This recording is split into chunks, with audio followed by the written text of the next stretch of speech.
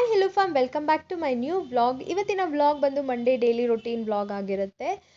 Husband ಆಫೀಸಿಗೆ ಹೋಗಿದ ತಕ್ಷಣ ನಾನು ಬೇಗ ಫ್ರೆಶಪ್ ಆಗಿ ಅಮ್ಮ ಮನೆ ಹತ್ರ ಹೋದೆ. ನನ್ನ ನೈಬರ್ ಕಿಡ್ ಮಾನುಗೆ ಇವತ್ತು ಫಸ್ಟ್ ಡೇ ಸ್ಕೂಲ್ ಇತ್ತು. ನಾನು ಅವನಿಗೆ ವಿಶ್ ಮಾಡ್ತಾ ಇದ್ದೆ, ಆಲ್ ದ ಬೆಸ್ಟ್, ಚೆನ್ನಾಗಿ ಹೋಗು ಸ್ಕೂಲ್ಗೆ, ಚೆನ್ನಾಗಿ ಓದ್ಬಿಟ್ಟು ಬಾ ಅಂತ. ಆ್ಯಕ್ಚುಲಿ ಅವ್ನು ಇಷ್ಟು ದಿನ ಮನೆಯಲ್ಲೇ ಇದ್ದ, ಅವನಿಗೆ ಸ್ಕೂಲ್ ಅಂದರೆ ಏನಂತ ಗೊತ್ತಿಲ್ಲ, ಎಂಜಾಯ್ ಮಾಡ್ತಾ ಇದ್ದ.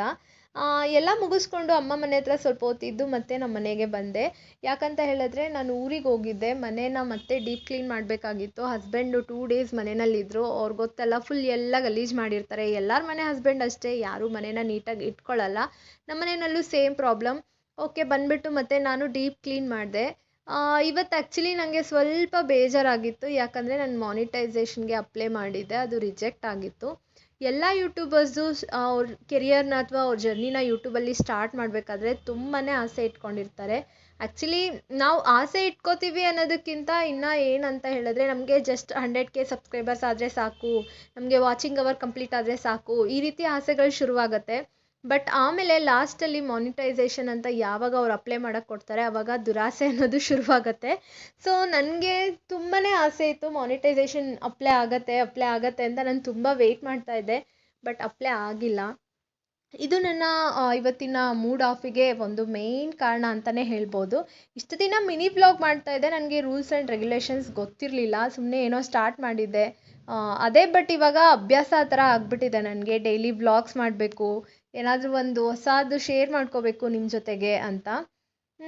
ಇದೇ ಯೋಚನೆ ಮಾಡಿಕೊಂಡು ಬೇಗ ಮನೆ ಕೆಲಸ ಎಲ್ಲ ಮುಗಿಸಿ ನಾನು ಸ್ವಲ್ಪ ಗಿಡಗಳನ್ನ ಬೆಳೆಸಿದ್ದೆ. ಅದಕ್ಕೆ ನೀರೆಲ್ಲ ಹಾಕಿ ಪೂಜೆ ಮಾಡೋಣ ಅಂತ ಹೇಳಿ ಬಾಗಿಲೆಲ್ಲ ಒರೆಸಿ ರೆಡಿ ಮಾಡ್ತಾ ಇದ್ದೀನಿ. ಎಷ್ಟೊಂದು ಜನ ಗೊತ್ತಿಲ್ಲದೆ ಎಷ್ಟೊಂದು ವಿಡಿಯೋಸ್ನೆಲ್ಲ ಶೂಟ್ ಮಾಡಿ ಅವ್ರಿಗೆ ಸಬ್ಸ್ಕ್ರೈಬರ್ಸ್ ಚೆನ್ನಾಗಿ ಬಂದು, ಆಮೇಲೆ ಈ ರೀತಿ ಮಾನಿಟೈಸ್ ಆದಾಗ ಈ ಥರ ನಾವು ರಾಂಗ್ ಮಿಸ್ಟೇಕ್ ಮಾಡಿದ್ದೀವಿ ಅಂತ ಗೊತ್ತಾಗುತ್ತೆ ಅಲ್ಲ, ಆವಾಗ ತುಂಬಾ ಫೀಲ್ ಬ್ಯಾಡ್ ಆಗುತ್ತೆ. ನಾನು ಏನಾದರೂ ಒಂದು ಟಿಪ್ಸ್ ಹೇಳ್ತೀನಿ ಅನ್ನೋದಿದ್ದರೆ, ಯಾರಾದರೂ ಬಿಗಿನರ್ಸ್ ಯೂಟ್ಯೂಬರ್ಸ್ ಇದ್ದರೆ ಖಂಡಿತ ನಂತರ ಆ ಥರ ಮಾಡಬೇಡಿ. ನಿಧಾನಕ್ಕೆ ಕೂತ್ಕೊಂಡು ಎಲ್ಲ ಪಾಲಿಸೀಸ್ನ ನೋಡಿ ಆಮೇಲೆ ನೀವು ವಿಡಿಯೋಸ್ನ ಸ್ಟಾರ್ಟ್ ಮಾಡಿ. ನಿಮ್ಮ ಕೆರಿಯರ್ಗೆ ಇದು ತುಂಬಾ ಯೂಸ್ಫುಲ್ ಆಗಿರುತ್ತೆ. ಬೇಜಾರಾಯಿತು, ಪೂಜೆ ಎಲ್ಲ ಮುಗಿಸಿ ಮತ್ತೆ ಅಮ್ಮ ಮನೆಗೆ ಹೋದೆ. ಬಟ್ ಅಲ್ಲಿ ನನಗೆ ಟೈಲರ್ ಆಂಟಿ ಏನು ಮಾಡಿಬಿಟ್ಟಿದ್ರು, ನನ್ನ ಫ್ರೆಂಡ್ ಜೊತೆಗೆ ನನ್ನ ಟಾಪ್ಸ್ನ ಕೊಟ್ಟು ಕಳಿಸಿದ್ರು. ನಾನು ಅವ್ರಿಗೆ ಏನೋ ಅಳತೆ ಎಲ್ಲ ಏನೂ ಕೊಟ್ಟಿರಲಿಲ್ಲ, ಅವರೇ ಸ್ಟಿಚ್ ಮಾಡಿಬಿಟ್ಟು ಕಳಿಸಿದ್ರು.